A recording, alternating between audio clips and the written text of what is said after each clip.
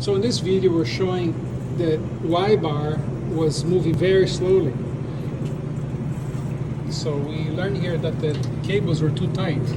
They need to be sort of limpy, loose like this. And now that we loosen the cables, it's moving at the right speed.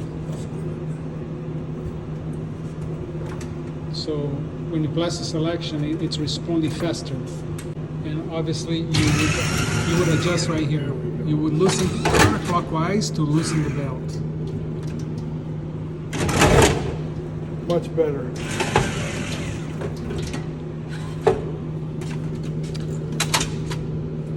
Counterclockwise to loosen the belt. Yeah, I can never remember, but if this bracket goes up higher, it increases the tension. If it comes down lower, it decreases. Okay. Tension. Yeah. So I never remember. You just feel it. Yeah. Go one way and see which way it's going. Got it.